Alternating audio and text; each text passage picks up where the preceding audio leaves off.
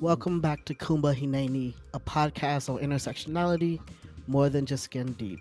I'm your host, Enzi, and this week I'm very excited to welcome my colleague, Jamie Kavanah, who supported JCA as the East Metro organizer and was a part of the Keep St. Paul Home campaign. Welcome, Jamie. Can you please introduce yourself to the folks? Of course. Thanks so much for having me, Enzi. I'm really excited to be here. So, my name is Jamie Kavanah. My pronouns are he, him, or they, them, and I am the East Metro organizer at Jewish Community Action. Although presently I'm coming into you from my parents' house on Long Island in New York. And yeah, thanks so much for having me. I'm really excited to be here to talk about the Keep St. Paul Home campaign and the work that JCA members did on it. Awesome. I'm really excited to hear more about what that was like for you and really how that campaign impacted yourself and just the many different identities that you hold as we think about the roles of intersectionality in the work that we talk about. So, my first question is really what is, and however you want to answer this, but really, what is the biggest lesson that you, Jamie, learned as you were participating in organizing around Keep St. Paul Home? That's a really good question. There are a lot of lessons that I learned, but what came to mind for me first, as you were asking, was just the fact that you really can't underestimate the power of a group of people being really dedicated to making a change. And I'm thinking here of, I'm thinking a little bit of that Margaret Mead quote that I can't quote exactly from memory, but it's something about never underestimate the power of a small group of people to change the world. It's the only thing that ever has. Um, and I'm also thinking of the fact that you really can't buy the kind of organic people power that I saw work on this campaign. Um, you know, the opposition, which was largely made up of a landlord lobby from across the country, outspent us 20 to 1. They spent almost $4 million on mailers and canvassers and literature.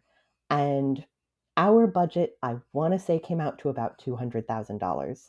And most of that was in the form of what's called in kind contributions, which means it was local organizations allowing organizers or staffers to use some of their paid staff time to work towards the campaign and to bring members into the campaign. But all that just to say, I think we live in a world where sometimes it can start to feel a little dire to to try to do any work that's opposed by a lot of money. And it was really powerful to me to see that, like, you can't buy hearts or votes as neatly as people sometimes think you can. This was an issue that directly touched a lot of people, and we had a lot of really organic conversations about it, and that's what won. Awesome. So, one of the things I realized as we are talking about this, I didn't mention that Keep St. Paul Home was the rent stabilization campaign in Oh St. Paul, yes. Minnesota, that did indeed pass and run the race, and so that's extremely exciting, really. And one of the questions, or the next question I want to think about, is as you talk about, and as we talk about intersectionality and different identities, particularly how many people, how this was a grassroots campaign, um, that small groups of people made a huge difference. One of the questions I have is, what was it like for you when you were organizing the Jewish community around Keep St. Paul Home? Yeah. I think that I found it really powerful, and it was an interesting conversation because I, as you know, but your listeners may not, I myself am personally a little new to Judaism. I have some Jewish heritage, but that's not how I grew up, although I did grow up in Queens in New York City. So, like, I was around a lot of sort of casual secular Jewish culture, but I didn't grow up thinking of myself as Jewish. It wasn't until I was older that I learned that my mother's mother had been Jewish, and there's a whole wacky family story there. Um, and by wacky I mean sort of traumatic. But all that just to say, I was disconnected from that heritage, but in my adulthood, I found myself first actually really called to volunteer work with JCA before I worked here as an organizer on staff. And then I started attending services at Shir Tikva, and I found them really, really powerful and really meaningful. And today I think of myself as Jewish, although I haven't undertaken, I don't know if this is an overshare or not actually, but like I haven't undertaken like a formal conversion process. I'm just sort of a part of what I now consider a Jewish community and a Jewish world, and I am still trying to figure out what the next steps are for me. But part of what's really meaningful to me about Judaism is that my experience of it has been that. So, bearing in mind that I grew up sort of casually Catholic, part of what I enjoy about Judaism is that, like, you do actually have to walk the walk. You do actually have to work for justice. That is sort of the chief thing. What you say doesn't matter nearly as much as what you do. Hmm. Um, And that's not to say that there aren't other faiths like that, but this one is the one that works for me for that reason. Um, and so I think that it was an interesting experience for me working with a Jewish community in which we all know that we're interested in, pursuing justice and repairing the world. And we all know that we want to do that in ways that start in our home communities. And there are still a lot of steps to take in order to identify the target that's most valuable to work on or that's most actionable to work on, and identify a way to participate in that fight while centering the people who are going to be the most impacted. So, as we both know, of course, there are Jews of all genders, there are Jews of all races, there are Jews of all experiences. The particular members I worked with were mostly folks who were white assimilated Jews and mostly folks who were in a little bit of a more established place in their lives, where, for instance, we were talking a lot about renters' rights, but I was doing that with a lot of homeowners. And so I was really impressed with the ability of the people I was working with to reach back into their experiences, listen really carefully to other people's experiences, and ensure that they were actually doing the work that impacted people needed done, rather than making up their best guess as to what a renter might need. That makes a lot of sense. One of the things, as you were talking earlier about Judaism and a little bit about Catholicism, one of the things that I used to say really early on in my journey with Judaism is that for me, I was that Christianity was about doctrine and Judaism was about doing, which Hmm. is so that just resonated with me as you said that. As we think about, so I'm actually going to shift and talk a little bit about housing in general, if you Yes. feel comfortable with talking about this. But I've mentioned, I think I maybe told you before, but I've worked with unsheltered populations in the Twin Cities for the last uh, 12, 13 years. And have a very long, extensive, worked a lot in Ramsey County and St. Paul at the shelters there as well. As we think about really rent stabilization, and you might not have much to say, and I don't mind adding to it as well, but uh, well, actually, let me just add this to it. The impact of rent stabilization on unsheltered populations is very huge and cannot be understated. I Hmm. think that oftentimes when we think of unsheltered populations, we aren't really aware of the way the systems work. And for example, in Hennepin County, folks have to pay to stay in a shelter, and many Right. people aren't aware of that. And naming as well that there were many times where my clients were displaced, where we had housing and the agency was paying for their housing, but the landlord upped the price so much that it priced them out and we weren't able to keep them housed. They ended up losing their housing and ended up being unsheltered again. And so just naming that, for me, that was the exciting piece about the rent stabilization is keeping more folks more folks sheltered, giving allowing people to stay in their homes, and that's just really incredible. The next question I have for you really is, um, as we talk about rent stabilization, keep St. Paul home. Uh, and you talked about the community members that you've worked with in the Jewish community as well. When you think about you, Jamie, what do you think is the biggest lesson that you would take away from this time period? Oh wow, that's such a good question. Um, I I am having about 1,000 thoughts of things I want to be sure to mention. So I will do my best to answer you. And also, please feel free to redirect me back to the question. Um, but yeah, I am thinking about okay. So, first and foremost, just as a quick aside, I do want to mention that I both agree with you that my experience of Christianity was that it was more about doctrine and less about doing. I also want to say that I definitely have had a number of really powerful interactions with amazing allies on this campaign who have been Christian, who have been Muslim, who have been unaffiliated, probably other faiths too. Those are just the ones that I definitely noticed where we were working with like a faith group. But I do want to name that like across all different faiths, I've seen really powerful work here. But in general, I'm always more impressed with people who see their faith as something they have to live, not just something they have to think about. Although I hope we'll all think about it too. But um, but I also, to return to your question, I do think it's really powerful to talk about the effect that this is going to have on unsheltered populations. And I appreciate you bringing up the fact that in Hennepin County, people have to pay for shelter beds because that blew me away when I learned it. One of the things that I've felt in this work is that I always wish I had, 100 more hands and an extra brain and at least 24 additional hours every day, because there just isn't enough time to do all of the work that I think is meaningful. Um, so my work as the East Metro organizer at JCA, working in part on housing, has been mostly focused on renters' protections. It has not been focused as much on unhoused folks or on getting folks into housing. It has been more about maintaining stability for people who are currently housed. So we worked on the rent stabilization campaign.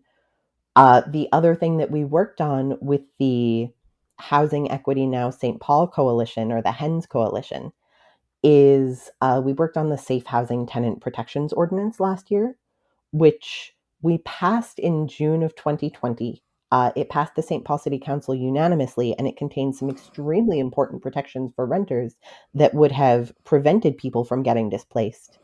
And then, unfortunately, a number of landlords sued the city council, and it was repealed.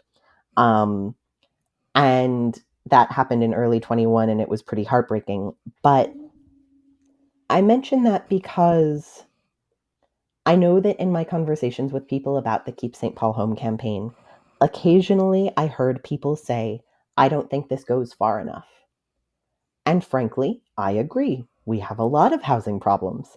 We as a US American society and as a Midwestern society and as a Minnesotan society, like on every level, yeah, we've got a lot of problems with not enough people being housed and not enough people having safe and stable housing.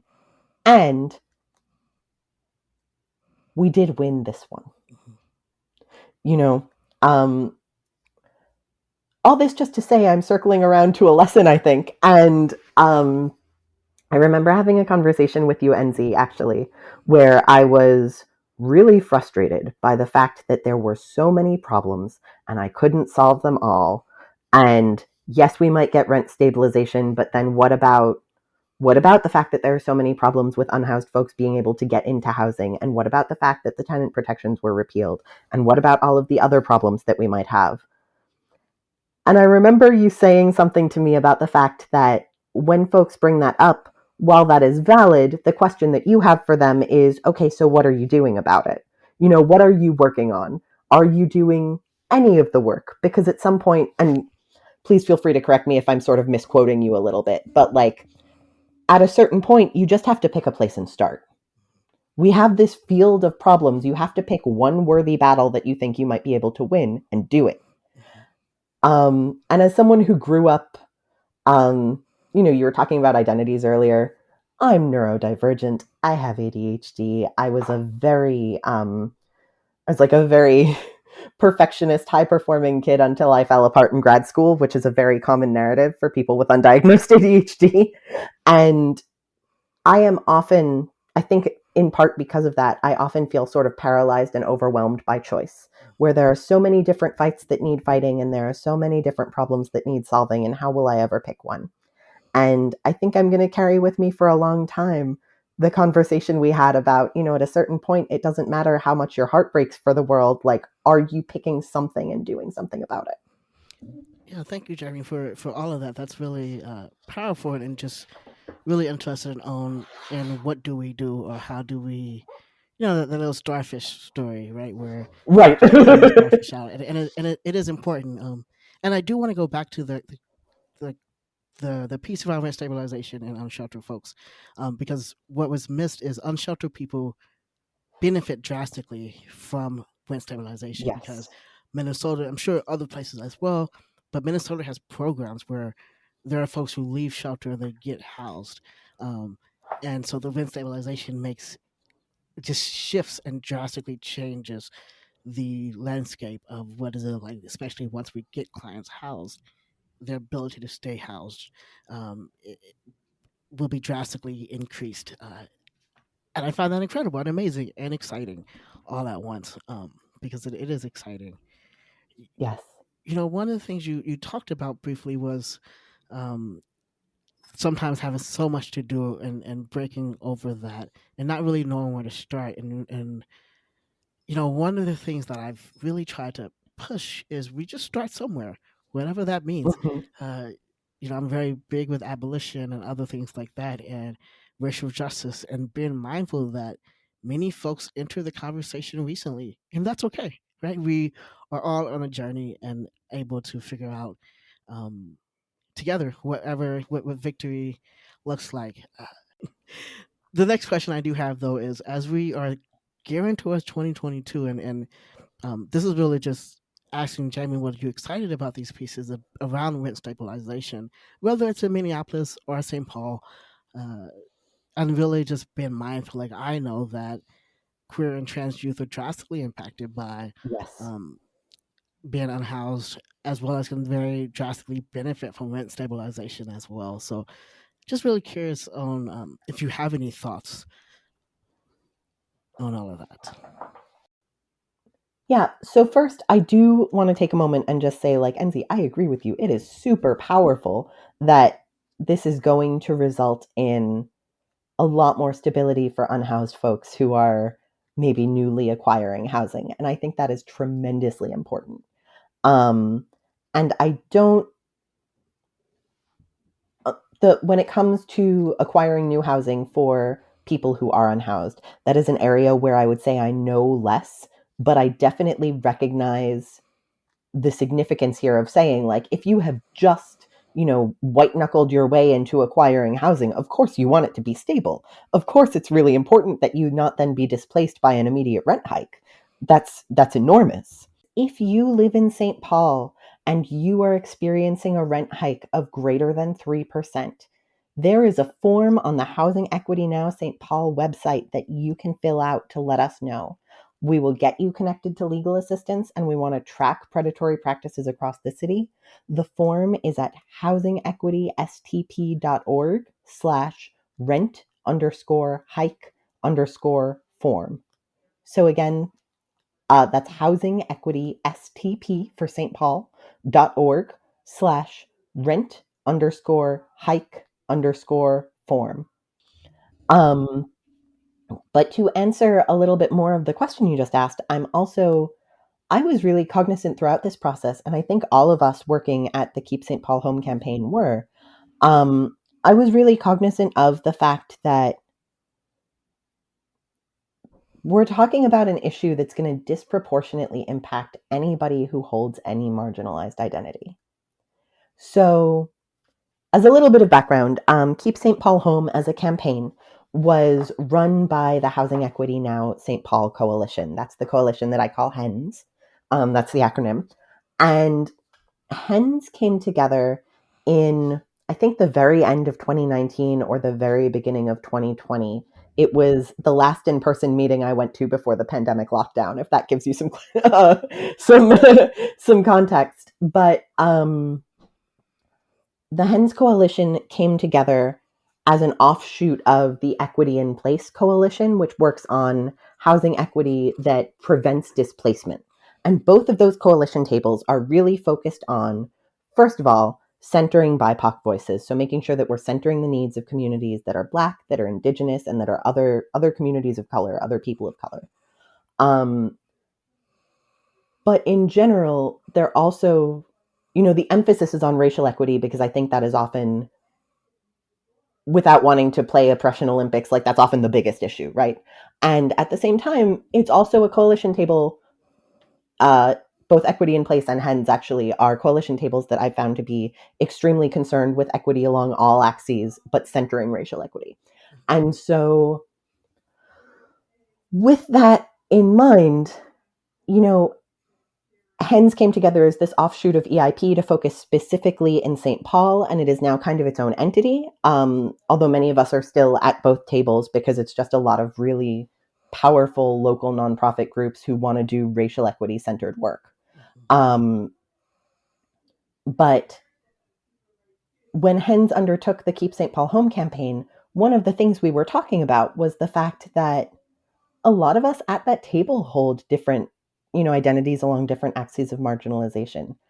I'm I identify as non-binary and transmasculine.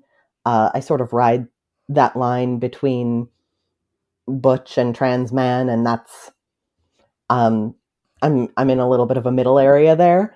But there are other folks at the table who are trans in other ways or in similar ways. There are folks at the table who hold different physical or mental disabilities or like mental health concerns. There are folks at the table. Um, from the start, we've been about centering the leadership of BIPOC voices. So there's that. We have a lot of different axes going on. There are folks of a number of different religions or no religion. It's all good.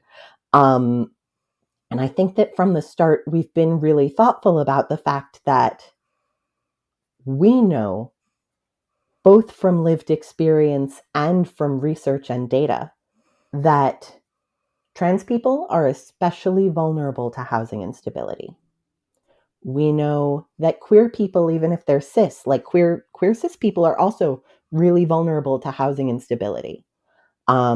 People lose their housing because their parents or landlords or roommates or whatever learn that they are gay or lesbian or bi or pan or queer or trans, whatever identity. And I'm thinking about the ways that those identities can compound, where, like, okay, let's take me as a case study, right? I'm trans, I'm non-binary and transmasculine. I am queer and more specifically bisexual, but I'm really happy with queer as a label. I'm neurodivergent, I have ADHD. I am also a survivor of an abusive relationship. And the only reason I haven't experienced housing insecurity is that I lucked out with inherited wealth and white privilege. And when I couldn't pay my rent, my parents could. And I don't even have that much, like my parents are working class. I'm the first generation to go to college, but they're comfortable enough that they were able to help. Mm-hmm. And part of what I'm thinking about here is like, I think about the 2 different times that I've had to leave places that were not safe for me to live with a former partner anymore. And, because sometimes some lessons take a couple times to learn. And in fact, statistically, anyone leaving an abusive relationship, on average, is going to have to try to leave, I believe, 7 times. I lucked out below that average, but like, how do I frame this better? This is getting a little off track, but what I'm thinking about is the fact that most people are composites, right? Most people aren't a cookie cutter. Many people have a number of different ways in which they may be more vulnerable and a number of different ways in which they may be more insulated. And when I think about those factors and the ways that they combine, in regard to housing instability, I think about the fact that, like, occasionally I've had a conversation with someone who has said, I'm not that interested in housing instability, but I am really interested in child welfare. And I've had to sit down with them and say, well, where do you expect that child's parents to live? If you're concerned with the fact that children aren't doing well in your local school in St. Paul, are their parents housed? Are they fairly paid? Are those parents able to leave relationships that become dangerous for them and find a new place to live? Or do they absolutely have to have two parents paying rent in order to hold down a place to live? Um, I'm thinking about all of those axes, and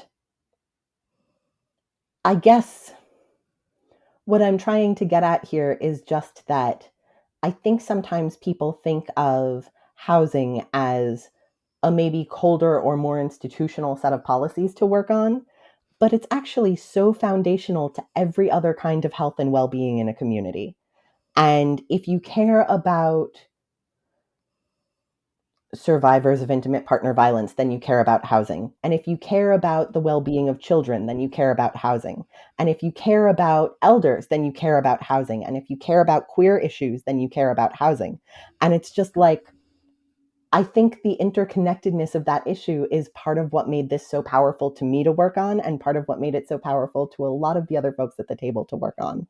And those conversations are a lot of what drew people into the work, I think. Mhm. All of the times that we stopped and said, okay, what do you care about? Here's how that connects to housing. Yeah, no, that makes a lot of sense. I do want to name as well. The reason why racial justice is focused on housing is because racial covenants, right? Right, the Racial covenants that history. existed, and really what you're talking about is intersectionality. And it's Yes, important when we talk yes. about intersectionality to think about them as interconnected, right? Mm-hmm. Because uh, the unfortunate reality is when people think of queer youth experiencing homelessness, the picture in their head is not a black queer youth, even though Right, statistically it is most likely going to be a black queer youth. And so when we talk about intersectionalities, as opposed to identities, it makes a difference because we're looking at how we all hold different realities and how they impact each individual one in different ways. There might be people who, uh, we know that trans folks overwhelmingly uh, experience homelessness or even housing instability on a right. very common basis. We know that there are other, um, and we know that there are institutional reasons as well that makes these Yes. things so hard. That it's yes, everything is interconnected, right? Like any topic you could take, any justice topic you could take and say this is connected to another justice topic, right? Like that is just the ways that the world operates. And how do you get people passionate about understanding the foundation, or how do folks who people right now, for example, it goes back and forth. People don't know if do you call child protection if there's a kid sleeping in the car with their family, right? Like, and it changes. It literally changes from year to year sometimes. And Right. and thinking about how uh, oftentimes unhoused folks are criminalized, or even Right. folks with low income. I mean, low income folks in general. That's why most of our fines are fines related Right. to crimes and stuff. But no, this is really important as we think about how all these things intersect and how um, they're all connected in many ways without just ignoring pieces, without just looking at a table and saying this is not um, diverse or whatever because of what we're visibly looking at. We don't know what folks' identities they hold. We just see what we see and engage in what we engage in. And really Right. just a reminder that, as Jamie has stated, housing is a very basic, I believe, is a very basic human right, Mm-hmm. as well as is the foundation for so much safety and security in many different ways. Uh, Before we finish up, Jamie, do you want to add anything else? And really, one of the questions I had, and you can answer this if you want to or not, but you gave a lot of really, we had a really lot of great conversations, but a lot of it was intellectual based, like answers. Yes. Um, so I would really love either in whether it's in closing or whatever, I would really love to hear um, a non-intellectual uh, response to how, not what you learned necessarily, but how being a part of that campaign or uh, being a part of this, how is that going to change you, or how did that change you at your core, if that makes sense? That does make sense. Um, it's so funny that you asked that because, like, of course I did. That's that's what I was trained to do. You know, that's what part of the reason why I find organizing to be such a powerful uh, career path for me. Part of why it's where I want to be is that as I know I've told you, Enzi, you know, I dropped out of grad school. I moved here for a PhD program in early medieval literature. Um, Beowulf is my jam. And I really loved the work, but I was starting to find that being in my head all the time wasn't actually very good for me. And part of what I found so powerful about movement work is that there is often, you know, when it's being done well, there is often this work to sort of to work on healing ourselves at the same time that we work on healing the world. This idea that we have to get back into our bodies and we have to work on really honoring and knowing our whole selves if we want to make any real change in the world around us. Um, but at the same time, a lot of my training is in being, you know, and by training, I think I just mean all of the forces that combine to raise me, is in being extremely intellectual. And so I'm not surprised to hear that that's what I did. But when I try to think about a deeper feeling,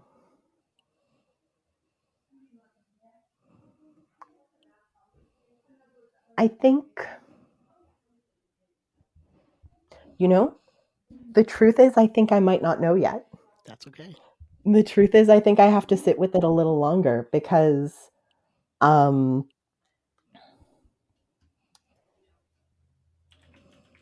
yeah, I can think of, well, I have one other thing I'd love to add, if there's time for it. And yes, and see, we can explore that more Sunday.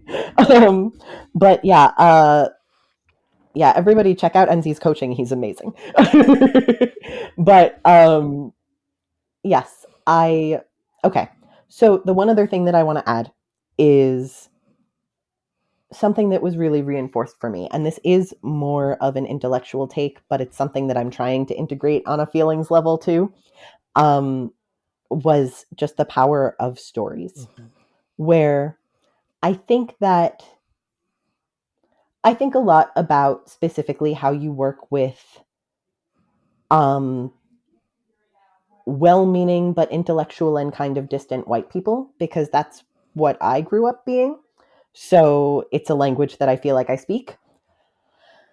And one of the things that struck me as you were talking about intersectionality, Enzi, was that pretty frequently I will talk to a person who holds values that theoretically say that everyone should be housed. And in order to make sense of the world in which we live, in which everyone is not housed, or in which not everyone is housed, rather, um, what they'll do is they'll think through, well, there must be a process these people could follow to be housed, and they must simply not have done it. And they'll use that to rationalize to themselves that, like, it's okay that there are homeless people in their neighborhood, even as they are people who hold values that theoretically say there should not be homeless people in their neighborhood. And here I'm not talking about like the member leaders I worked with. I'm talking about a random person I talked to canvassing, you know? Although every one of us, I think, can be susceptible to this. Um, but part of what, oh yeah, we're sitting here talking about race. I'm sure this was clear because I didn't bring up race, but I'm white. Hi, there's a thing to think about for me. Um, but yeah, so as a white person talking to other white people, um, something that I was taught not to do. You know, I went through a lot of my life being told feelings don't matter, statistics matter. And part of what I've learned in my organizing work is that stories actually matter a lot, and lived experience actually matters a lot. And the Hmm. reality is, no matter how rational someone thinks they are, most people make up their minds based on their connections to other people. Hmm. And so, one of the things I've been thinking about is the fact that let's talk about homeless youth. Let's say I have a conversation with someone who says, I don't know if I care that much about rent stabilization. I really care about homeless youth. And I say, okay, let's imagine a scenario in which there's a young homeless, let's say they care about queer homeless youth. Okay. So you've got, for example, perhaps let's imagine a young Black trans man who has unstable housing, who is at risk of his rent being hiked. Sometimes that person says, well, I know that there are some programs you can apply to if you don't have if you don't have enough money to pay your rent. And that's true, there are. But if you think about the whole person, what if he has dyslexia or problems with executive functioning and there's 1,000 forms he has to fill out? And what if the county loses his forms every single time he fills it out and sends it in to get it taken care of? And what if the county loses his forms every single time and you're now asking this 18-year-old to stay on top of the jobs of a number of other adults? Like, that wasn't my most powerful story because I made it up on the spot. But I do find that when I say to people, for example, someone says, well, isn't there a form for that? Isn't there a borough for that? Shouldn't they have filled out this paperwork? And I say, have you ever renewed your car tabs late? You know, have you ever missed a deadline for something? What happened? Did you lose your house? Or did you just get like a gentle slap on the wrist and you were told to do better next time? And a lot of the time in the lived experience of people who have comparatively a little more privilege or a little more stability, they'll say, oh, I guess the consequences weren't that dire. And that will be what helps them to understand that, like, oh, in fact, even if there's theoretically a framework for this, it should be more accessible along a number of different lines. Yeah. Um, so that's my intellectual answer, and I'll get back to you on my feelings answer sometime in the future. No, that's that. That's totally okay, and it makes um this like really thinking about all of this, right? This conversation and intersectionality and how they all connect housing, unsheltered folks. Um, Really, the exciting piece is that they are all interconnected. And this was the piece I was going to say. I remember now. One of the pieces that you bring up as we talk about stories versus statistics is really a huge piece of white supremacy cultural traits. Right? Is worship Yes. of the written word, and the Mm-hmm. reality that statistics may or may not mean very little. If a population is not counted in the census, what does statistics tell us about that population? Very little. Mm-hmm. And so really just really thinking about how they all interact with each other. Jamie, I really am so glad that you joined us. If folks have ideas or things that they would love to hear about, I would love to hear what folks are interested in hearing about. Again, this is Kumba Hineni, a podcast on intersectionality, and I'm Enzi. See y'all next time. Kumba Hineni, a podcast on intersectionality, more than just getting deep, is a part of the Jew Folk Podcast Network, a product of Jew Folk Inc. You can email the show at podcast@tcjewfolk.com. For more information, go to tcjewfolk.com/podcast.